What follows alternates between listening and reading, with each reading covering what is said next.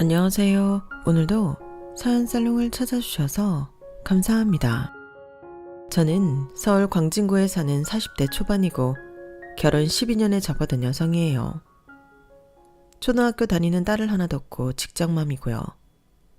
직장이라고 해도 제 개인 사업체인데 20대 중반부터 해서 벌써 15년이 넘어가네요.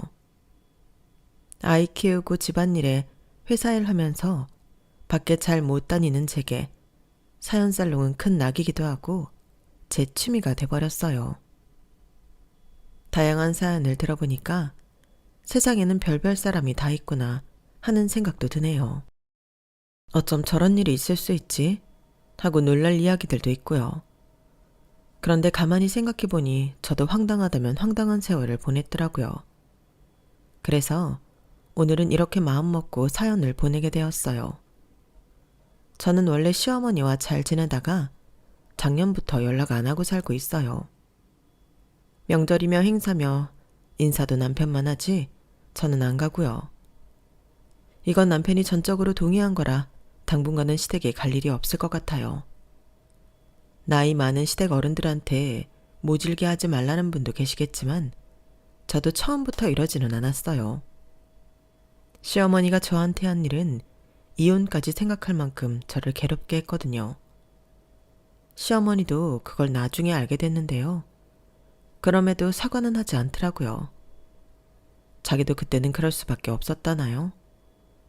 아무리 나이 많은 윗사람이어도 아랫사람에게 사과할 일은 해야 되지 않나요? 저는 그렇게 생각해요. 저희 시댁도 저희 집도 정말 감쪽같이 속은 일이 있긴 해요. 바로 그 일 때문에 지금처럼 사이가 벌어졌고요. 그럼 왜 제가 시어머니와 연락을 끊고 사는지 차근차근 말씀드려 볼게요. 결혼 전 양가 인사를 하고 상견례를 할 때부터 시댁도 친정도 서로 얼굴 붉히는 일 없이 무난했어요. 속마음은 어땠는지 몰라도 친정 부모님도 남편 정도면 괜찮은 사윗감이다 하셨고 시댁에서도 저를 좋게 봐줬고요. 딸이 태어났을 때도 시어머니는 저를 닮아 예쁜 손녀를 봤다며 기뻐하셨어요. 유별나게 사이 좋은 고부지간은 아니었지만 무난히 지내는 편이었어요. 저도 시댁의 며느리로서 할 만큼 했고요. 남편은 공무원이고 시동생은 대기업에 다녔어요. 남편보다는 시동생 연봉이 더 높았고 잘 나가기도 했어요. 저는 재래시장에서 개인 사업을 하는데 이 바닥이 워낙 좁다 보니 어떤 일을 하는지 구체적으로는 말씀드리지 않을게요. 이거 듣고 저라고 바로 알아차리는 사람들이 있을까봐 그러니 양해 부탁드려요. 제 사업 규모는 작지만 안정적인 수익을 내고 있었기 때문에 신혼 초부터 부족하지 않게 쓰고 살았어요.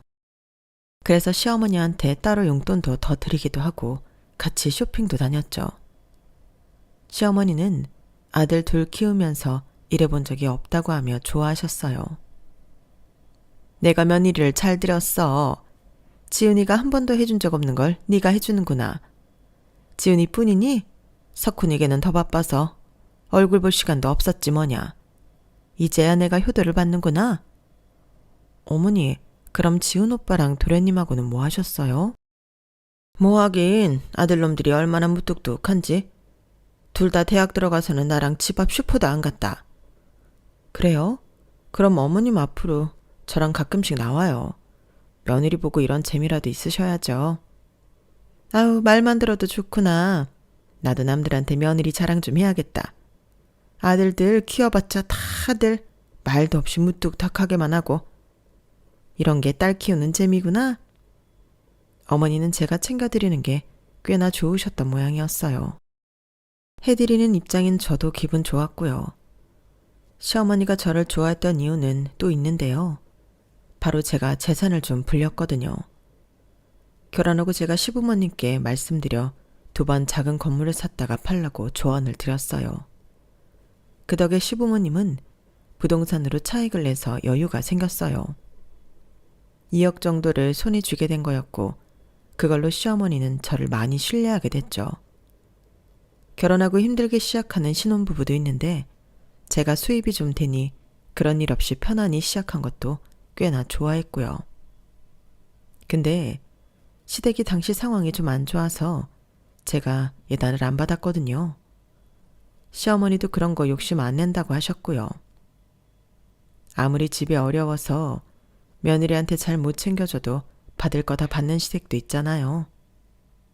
시어머니나 시아버지나 그런 건 욕심 안 내셔서 예단을 안 해도 된다고 하셨어요. 괜찮은 분들이라고만 생각했어요. 근데 나중에 알게 된 건데 남편이 중간에서 시어머니 요구를 안 된다고 이런지하에 싹 다 잘라버린 거였어요. 해주는 거 없으면서 바라지 말자고 아주 강하게 나갔다는 거였어요.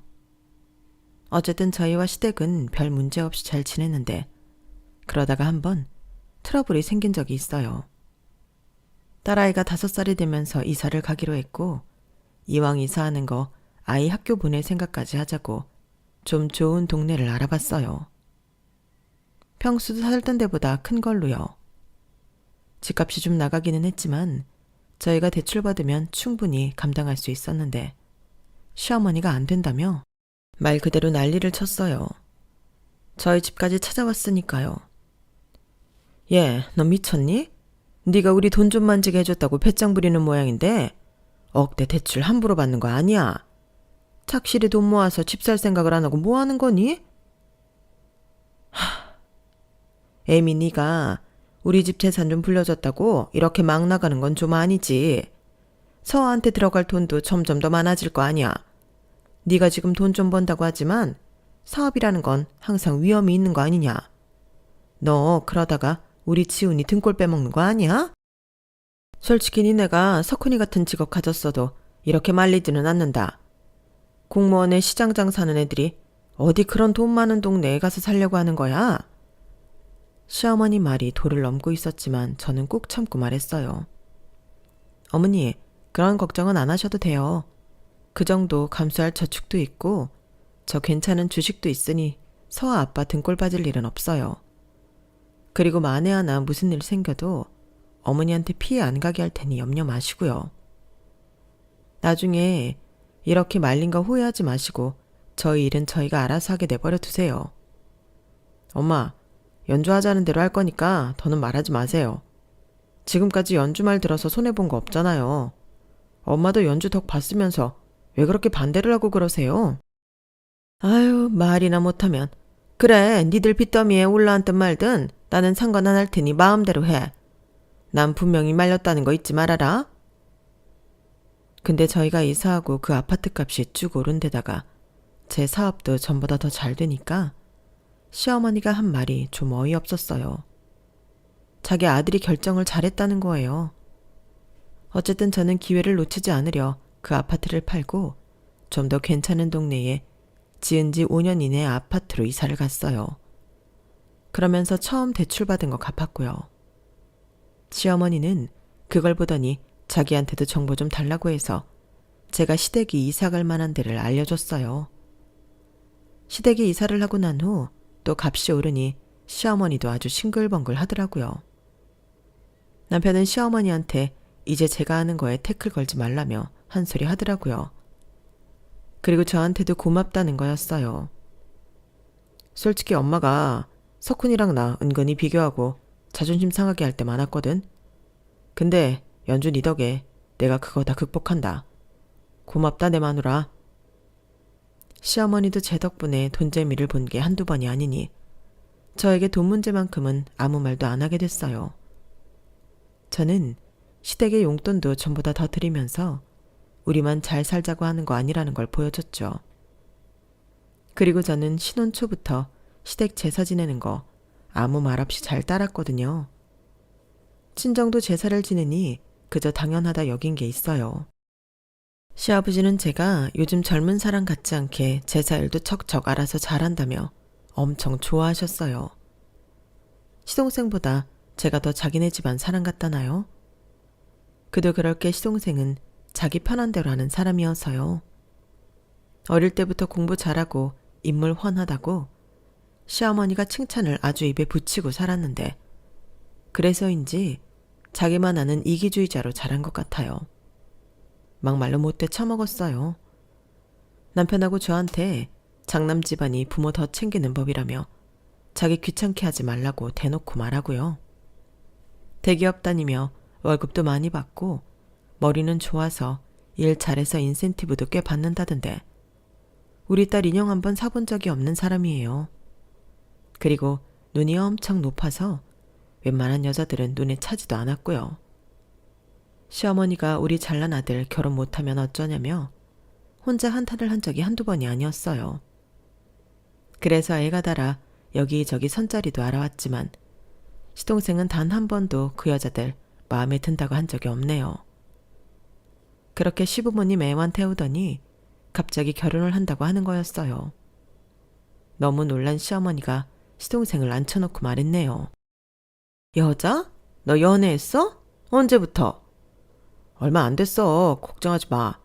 내가 어디 아무나 데려오겠어? 엄마 둘째 며느리 의사야, 의사. 어머, 세상에 의사? 어디 병원 의사인데? 개인 병원 하냐? 아님 대학병원에 있어? 강남 대형병원에 있어. 얼마 전 선배들한테 스카우트 됐다고 하더라고. 남편도 궁금한 게 많은지 이것저것 물어봤어요. 근데 의사들은 같은 의사들끼리 많이 만나던데 어떻게 너랑 만난 거야? 아, 나랑 같은 골프클럽 다니더라고. 의사들도 꽤 오던데? 뭐 이런 식으로 끼리끼리 만나는 거지. 근데 의사면 결혼할 때 돈 많이 들어가는 거 아니야? 의사 신랑 만난다고 돈 몇 억은 우습게 쓴다던데? 여자라고 다르겠어? 혜정이 엄마랑 둘이 살고 집안도 우리랑 크게 다르지 않아. 장모님하고는 벌써 식사 마쳤고 우리더러 알아서 하시라던데? 이 정도면 진짜 괜찮은 집 아니야? 의사 딸 가지고 장사하려면 할 수도 있잖아. 저나 남편은 좀 미심쩍긴 했지만 시동생이 하도 자신있게 말하니 그런가 보다 했어요. 시어머니는 아주 신이 났죠. 집안에 의사가 들어온다고요. 그렇게 일사천리로 2달 만에 뚝딱 결혼을 하고 시동생은 시댁과 버스로 2정거장인 곳에 신혼집을 얻어 살게 됐어요. 시동생은 자기네 처가에 별거 안 해줬다 했는데 알고 보니 자기 장모랑 동서한테 똑같은 고급 명품 가방을 사줬더라고요. 동서가 받은 예물들은 이름만 들으면 다 아는 엄청 값비싼 것들이었고요. 근데 나중에 알게 된 사실인데 거기에 시어머니가 꽤 돈을 보탰다는 거였어요. 저 결혼할 때는 단촐하게 하자며 별다른 거 챙겨주지 않았는데 말이에요. 물론 저희도 그만큼 해드린 건 없지만 아무것도 안 해주기는 동선의 친정도 마찬가지였어요. 그래도 저 아무 말 안 했어요. 그런 거 갖고 일일이 따지는 게 좀 유치하게 느껴졌거든요. 근데 남편이 한 번은 시댁에서 밥을 먹고 온 후에 고개를 갸웃하더라고요. 의사들이 원래 저런가? 말하는데 공부한 티가 안 나는 것 같아. 그리고 나 저번에 우연히 석훈이가 자기 장모랑 재수씨랑 있는 거 봤는데 어째 딸하고 엄마 사이가 연주 너랑 장모님 같지 않아. 어색해. 뭐 모녀지간이라고 해도 집집마다 다르고 의사라고 다 공부 잘한 티 나는 거 아니겠지. 엄마랑 사이가 별로 안 좋나? 결혼할 때도 그냥 알아서 하라고 했다며. 보통은 엄마들이 내 딸 잘 부탁한다는 말은 할 텐데 그런 거 같지도 않고 사이가 안 좋나 봐. 어쨌든 저는 동서하고도 잘 지낼 생각이었어요. 기싸움 같은 거 사회생활에서나 하면 되지 집안까지 끌고 들어오고 싶지도 않았고요. 근데 제가 재래시장에서 일한다고 무시하는 동서에 시어머니가 은근히 동조하기 시작하는 거였어요. 시어머니는 동서를 거의 공주처럼 대하면서 저한테 함부로 하기 시작했어요. 그러다 보니 그간의 정이 무색하게 마음이 상했고 점점 시어머니가 싫어지더라고요. 제 덕에 돈 벌었다고 좋아하더니 의사 며느리 들어왔다며 저를 진짜 도우미 취급하는 거였어요. 그리고 자기 돈 써가며 명품 치장해줘 놓고 받은 것도 없는데 의사인데 결혼해준 것만으로도 충분하다나요? 얘 둘째야, 너는 아무것도 안 해온 것 같고 눈치 볼 거 전혀 없다. 네가 예단이고 보석이야. 이건 거의 로또지 뭐. 석훈이가 잘났으니 너 같은 며느리도 본 거지만 아무튼 아주 친구들이 나 부러워 죽는다고. 내가 요새 그 맛에 산다. 시어머니는 그렇게 좋은 티를 대놓고 내더니 명절이나 제사 때도 동서는 부엌 가까이도 못 오게 했어요. 동서는 그걸 아주 잘 이용해 먹는 사람이었고요. 일부러 들어가서 일하는 척을 하는 거예요. 하지도 않다가 시부모님 나오면 앞치마 매거나 싱크대 앞에 서서 접시 들고 있어요. 그러면 시어머니가 거의 뜨다시피 와서 말리는 거죠. 거의 한편의 시트콤이라고나 할까요? 둘째, 너 거기서 뭐하냐? 이리 와서 앉아라. 네가 무슨 집안일을 한다고 해. 여기 집안일 잘하는 사람 있는데 너까지 나설 필요 없다. 너는 그냥 앉아서 나랑 과일이나 먹으면 된다. 서아애미 너 얼른 설거지 마치고 나가서 둘째 좋아하는 레모네이드? 그거 좀 사와라. 응? 얼른 해. 오늘따라 왜 이리 꾸물거려?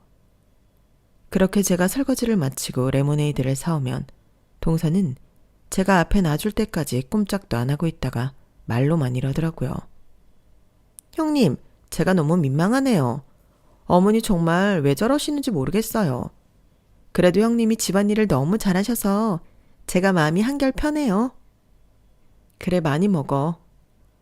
말이야 그렇게 했지만 제 속이 편한 건 아니었어요. 시어머니가 동서를 더 좋아했던 건 명절이나 행사 때 친정은 안 가도 시댁에 오더라고요. 그러니 제가 친정 가는 것까지 눈치를 주려고 하셨어요.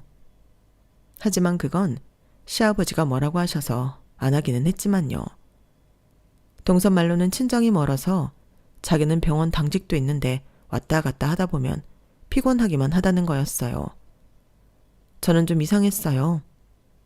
동서, 병원 강남 땡땡 아니야? 거기 명절 때 무조건 놀지 않아? 나 예전에 가봤는데.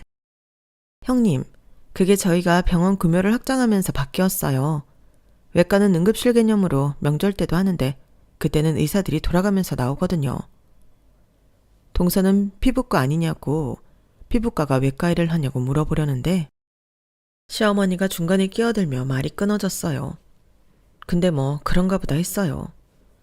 근데 시어머니가 그때부터 동서가 밥 먹으면 바로 집에 돌려보내기 바쁘더라고요. 둘째, 너는 무조건 쉬어야 돼. 여기서 편히 쉴 수나 있겠어? 얼른 가서 마음 편히 쉬어라. 얘 첫째야, 너는 애들 이모님 댁에 좀 가자꾸나? 네, 지금이요? 어머니, 저 친정 가봐야 된다고 말씀드렸잖아요. 너는 지척에 있는 친정 뭘 그리 못 가서 안달이니? 네 동서는 멀어서 가보지도 못하는 친정인데. 그래서 네가 지금 지훈이 석훈이 이모한테 인사를 못 가겠다는 거냐? 아주 네가 이제 배짱이다. 앞으로 우리 죽으면 제사도 안 모시겠어. 동서가 들어오기 전까지는 저 친정에 가는 거 말 한마디 한 적 없는 시어머니였어요. 그런데 이렇게나 변하다니 서럽기도 하고 화가 나더라고요. 솔직히 시어머니는 저희 딸 단 한 번 제대로 봐주신 적 없었어요. 친정 부모님이 알아서 다 봐주셨죠. 그렇다고 밑반찬을 한번 해준 적 있나요? 전혀 아니에요. 제가 돈 벌게 해줬으니 그동안 입 다물고 가만히 있었구나 하는 생각이 드니 참 서글프더군요. 시어머니는 시동생 신혼집에 가서 손수 청소까지 하실 만큼 지극정성이었어서 더 속상했어요. 반찬은 기본이었고요. 한 번은 동서가 감기 걸렸다고 하니 전복을 수사시장 가서 사오셔서 직접 죽을 끓여가지고 갖고 가더라고요. 저더러 사업 말아먹지 않고 유지하는 거 보면 일은 잘한다는 말만 하죠. 가족 모임이나 식사 때 저희가 부모님 부르면 시어머니는 꼭 시동생과 동서를 부르셔서는 그 집 부부 식사비까지 계산하게 시키셨어요. 그래놓고 시어머니는 동서랑 같이 5성급 호텔로 호캉스 가셔서는 저희 가족한테는 비밀로 했더라고요. 동서가 실수를 해서 제 앞에서 말하다가 알게 된 일이었죠. 그런데도 시어머니는 표정 하나 바뀌지 않더라고요. 시어머니는 동서가 들어온 뒤부터는 완전 동서에게 빠져서 저한테 정말 함부로 대했어요. 어느 순간부터 저는 더 이상 시어머니와 잘 지낼 수 없다고 생각하게 됐고 인간관계가 이렇게 얄팍한 건가 하고 씁쓸했어요. 시어머니는 어쩔 수 없구나 하는 생각도 했고요. 물론 시어머니랑 잘 지내는 며느리들도 있겠지만 저는 그러네요. 의사가 그렇게 대단한 건가 순간순간 우라가 치밀기도 했어요. 시동생은 자기만 아는 성격이라 남한테 뭐 하나 해주는 걸 본 적이 없어서 그건 자기 부모님한테도 마찬가지였어요. 그래서일까요? 시어머니는 동서가 나중에 자기한테 모든 걸 다 해줄 거라 믿는 것 같더라고요. 자기 아들 목까지요. 동서가 용돈도 많이 주긴 하더라고요. 시어머니가 저 들으라는 듯 말한 적이 있거든요. 내가 둘째 덕에 요새 아주 살맛이 제대로 난다. 솔직히 그동안 용돈이라고 친구들하고 같이 밥 사 먹는 것만도 부족해서 덜덜 떨며 돈 썼는데 이제는 뭐 내가 친구들 밥값까지 다 쏜다. 애들이 다들 내가 며느리 들어오고 나서 팔자 폈다고 얼마나 부러워하는데 뒤에서 질투도 하느라 쑥은대기까지 한다지 뭐냐? 어머니, 제 덕에 돈 많이 버셨잖아요. 그리고 아버님 연금 들어오는 것도 있는데 저희가 용돈 적게 준 것처럼 말씀하세요. 그러시면 저 서운해요. 저희 어머니 용돈 적게 드린 거 없어요. 누가 뭐래? 어쨌든 둘째가 많이 주는 건 사실 아니냐? 그런 말도 못하냐? 그러니까 너 너무 동서 부려먹지 말라고 하는 소리야. 안 그래도 요즘 둘째가 힘든지 아이 갖고 싶어도 뜻대로 안 되는 모양이던데. 너는 형님이 돼서 그런 투정이나 하고 있을래? 네가 윗사람이면 윗사람답게 보살필 줄 알아야지. 시어머니는 돈 잘 버는 의사 며느리가 용돈을 많이 주니까 노후를 돈 잘 버는 시동생과 함께 분명히 책임져 줄 거라 믿고 있는 거였어요. 그때부터는 저도 그동안 시댁에 보냈던 선물과 각종 노동을 안 하기로 했어요. 저는 다 해드리려고 나름 노력했는데 왜 기분 나쁠 정도로 동서에게만 신경을 쓰시는 건지요. 남편도 시어머니와 갈등을 많이 빚었어요. 나만 무시하는 걸로 모자라서 서아 엄마한테까지 그래요. 나는 참아도 연주랑 서아 무시당하는 꼴은 못 봐요. 계속 이러면 앞으로 집안일에 신경 안 쓸 테니까 그런 줄 알아요. 네가 지금 나 협박하냐? 그래, 네 마음대로 해. 시어머니와는 그렇게 사이가 나빠졌고 시아버지도 시어머니와 말이 통하지 않는다며 답답해 하셨어요. 근데 저는 어느 순간부터 동서가 좀 이상했어요. 동서랑 말을 하다 보면 희한하게 홀리는 기분이 들더라고요. 이상한 점이 한두 개가 아니었고요. 무슨 말이냐면 시어머니도 시동생도 동서가 일하는 병원에 가본 적이 없다고 했는데요. 시동생은 병원 근처도 가보지 않았더라고요. 어떻게 그럴 수 있나 싶었는데 동서가 일하는데 찾아오는 걸 싫어해서라는 거였어요. 한 번은 시어머니가 간단한 수술을 해야 해서 동서 병원에 가시라고 했더니 동서가 안 된다고 극구 반대하는 거였어요. 어머니, 원래 병원에 의사 가족들은 안 와요. 주변에서 무슨 특별 대우할까봐 다 곤두서서 지켜본다고요. 제가 뭐 해드릴 수도 없고요. 그러니까 마음 편히 다른 병원으로 가세요. 제가 잘 아는 정형외과 예약해 놓을게요. 에이, 그래도 엄마가 혜정이 너 있는 병원에서 수술하면 마음 놓이고 좋지. 골프클럽 의사들은 보면 자기네 가족들 병원 갈 일 있으면 꼭 자기들 병원으로 오라고 하던데 왜? 우리가 덕 보는 게 싫어? 그래, 둘째야. 나도 의사 며느리 덕 좀 보자. 응? 하지만 동서는 너무한다 싶을 만큼 칼같이 거절했어요. 지금은 아닌 것 같아요. 저도 병원 내에 입지가 있잖아요. 어머니, 제가 정말 곤란해요. 다음번에 혹시 다른 일로 병원에 올 일 있으시면 그때는 봐드릴게요. 솔직히 시댁 식구들이 제 직장까지 찾아오는 거 싫어요. 어머니, 저 분명히 말씀드렸어요.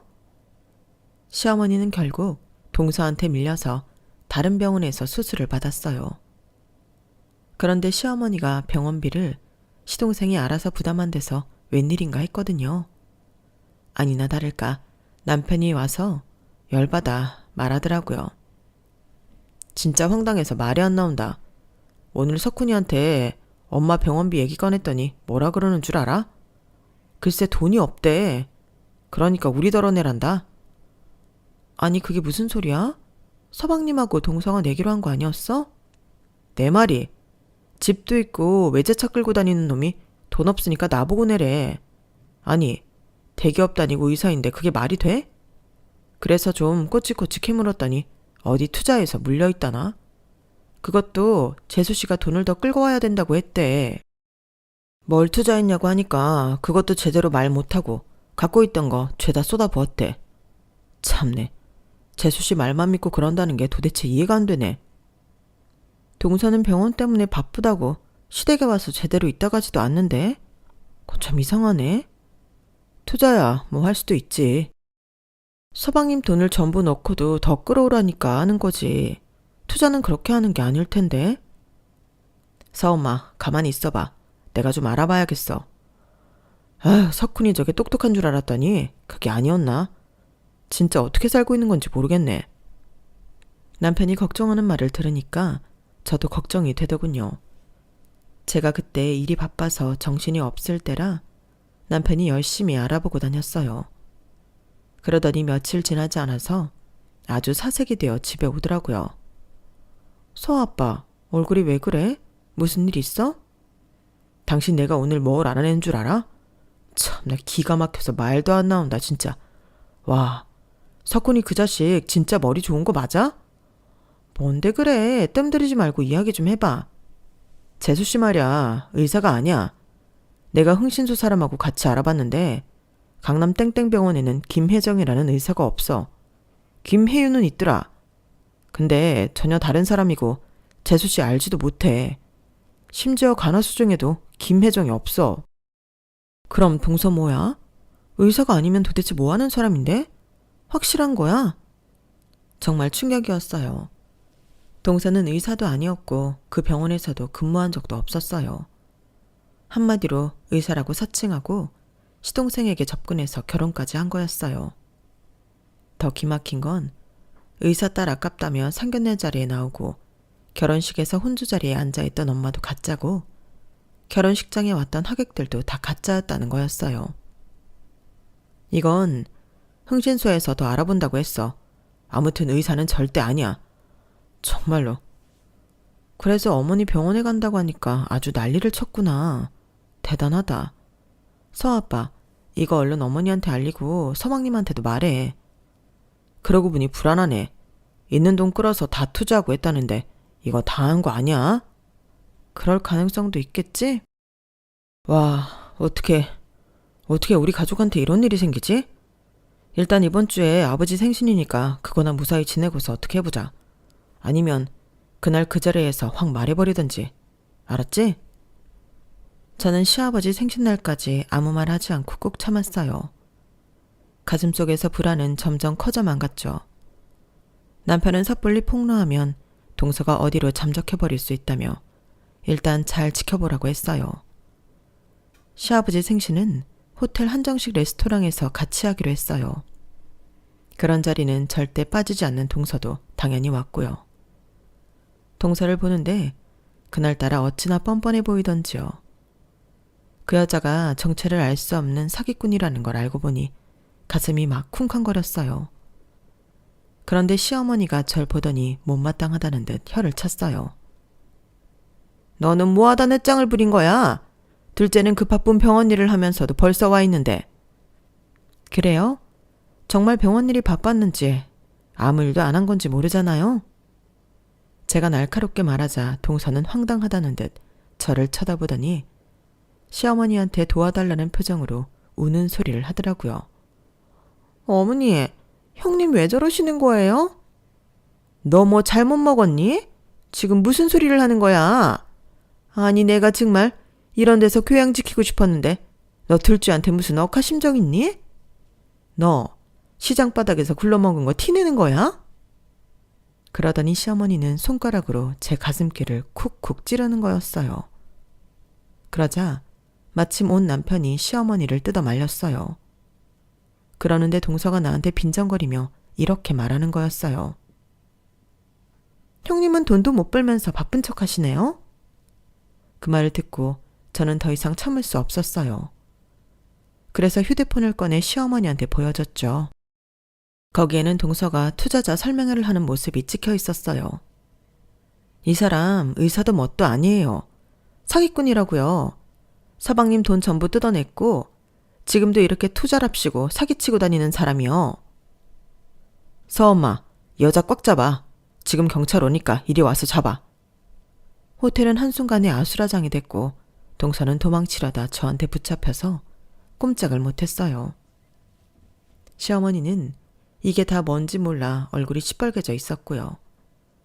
남편은 시어머니한테 말했어요. 엄마, 석훈이가 있는 돈 없는 돈 전부 재수씨가 투자하자는 대로 했다길래 너무 이상해서 다 알아봤어요. 땡땡 병원에는 김혜정이라는 의사도 간호사도 그냥 직원도 없어요. 그리고 의정부에서 상가 투자하라고 저렇게 뻥을 치고 있는 거고요. 시어머니는 얼이 빠진 사람처럼 멍하니 우리를 둘러봤어요. 어머니 아니에요. 오해예요. 제가 다 설명드릴게요. 동서는 그 순간에도 거짓말을 멈추지 않고 변명을 했어요. 시어머니는 가만히 동서를 보더니 앞에 다가왔어요. 그러더니 동서의 뺨을 철썩 올려붙였어요. 정말 소리가 어마어마하게 컸죠. 뺨을 맞은 동서는 눈에 금세 눈물이 차올랐어요. 저 진짜 억울해요. 아니라고요. 석훈씨, 내가 다 설명할게. 하지만 이미 시동생도 얼굴이 하얗게 질려서 입만 벌리고 있었고 시아버지는 화가 나서 이게 다 무슨 일이냐고 혀를 차시고는 먼저 집으로 가버리셨어요. 그렇게 잠시 후 경찰이 왔는데 형사가 정말 깜짝 놀랄 말을 하는 거였어요. 이소혜 씨, 사기 및 갈취 혐의로 긴급 체포합니다. 알고 보니 이미 다른 사람들한테 고소를 당한 당시 지방에서 유명한 사기꾼이었던 거였어요. 그렇게 동서가 경찰에 끌려가고 저희도 경찰서에 가서 진술을 했네요. 그리고 나왔는데 시어머니가 대뜸 이러시는 거였어요. 그러게, 니들이 석훈이한테 신경을 썼어 봐. 이런 일이 생겼겠어? 니들이 좀만 더 잘했어야지. 저는 너무 어이가 없었어요. 어머님 말씀 너무 서운하네요. 그게 하실 말씀이세요?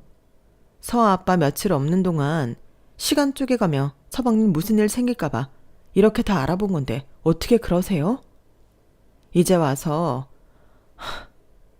이제 와서 그러면 뭐해? 결혼하기 전에 이랬어야지. 됐어서 엄마. 더는 엄마랑 말할 거 없어. 엄마가 언제 우리 말 듣기나 했어요? 의사 며느리 본다고 들떠서 우리 식구들 무시나 하고. 사과해요 지금 당장. 하지만 시어머니는 더 꼿꼿하게 우리를 쳐다보며 말했어요. 내가 왜? 나도 피해자야?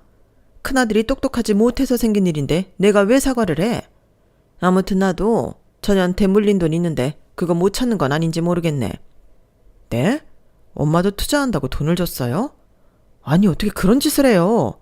서엄마가 어떻게 불려준 돈인데? 시끄러. 그러니까 그 돈 받을 수 있는지 그건 알아보라고. 시어머니가 악을 쓰자 남편은 아주 작정을 한 듯 제 손을 딱 잡고 이렇게 말했어요. 됐어요. 이제 엄마하고 끝이에요 우리. 그런 줄 알아요. 앞으로 우리 찾지 마세요. 엄마 돈 찾던 말던 우리가 알 바 아니라고요. 가자. 엄마 혼자 알아서 하시라고 해. 저놈 하는 짓 좀 봐. 저러니 평생 칠푼이처럼 살지. 네, 저는 칠푼이라 재수씨 사기꾼인 거 알아냈고요. 어머니는 대단하셔서 그런 년한테 돈 뜯기셨습니다. 잘하셨어요. 저희와 시어머니는 최악의 끝을 맺고 말았어요. 동서는 이소혜라는 여자였고 경남 지역에서 사기를 치다가 도망쳐서 서울까지 온 거였다고 했어요. 경남에서 사기친 돈으로 골프클럽에 다니며 또다시 사기칠 사람을 물색하다가 허영심 많은 시동생을 보고 찍은 거였고요. 그런 얘기를 경찰에서 다 진술했다고 하더군요. 그 여자는 돈을 거의 탕진해서 통장에는 230만 원밖에 없었다고 해요. 시어머니한테 매달 주던 돈은 시동생한테서 투자 명목으로 받았던 돈들이었고 나머지는 아주 흥청망청 쓰고 살았더라고요. 시아버지는 시어머니랑 이혼한다고 했는데 시어머니가 싹싹 빌어서 이혼만은 면했는데요. 대신 따로 혼자 나가서 살라고 해서 집에서 나오시게 됐어요. 동서 때문에 집안이 완전 풍비박살이 난 거죠. 그러고 났는데 시어머니가 이제는 저한테 돈을 달라고 하시더라고요. 나 거기 투자한다고 대출받은 것도 있어서 갚아야 돼. 그러니까 그 돈은 네가 좀 해다오. 날 어떻게 생각하는지는 알겠다만 그래도 네가 첫째라면 나는 모셔야 되지 않겠니? 아니요, 어머니. 저 그렇게 못해요. 어머니 저한테 어떻게 하셨어요? 그날도 저더러 뭐라고 하셨는지 아세요? 시장에서 굴러먹었다고 했어요. 왜 그런 돈을 달라고 하세요? 어머니 어디 가서 고상한 돈 받아다 쓰세요. 저 어머니 못 모시고 살아요. 정 들어오신다고 하면 저 서아 아빠한테 이혼하자고 할 거예요. 서아 아빠가 저랑 살까요? 어머니랑 살까요? 어쩜 그러니? 세상에 이런 며느리는 없는 법이야. 그냥 없는 셈 치세요. 제가 뭘 해도 어머니 눈에 곱게 보이겠어요. 저 다시는 어머니 안 볼 거니까 그렇게 아세요. 그러자 시어머니는 길길이 날뛰었어요. 이 못된 게 말하는 거 봐. 니네 친정도 똑같이 당할 줄 알아. 이 못된 거사. 아니요. 우리 엄마 아빠는 지금껏 저희한테 베풀기만 하셨거든요.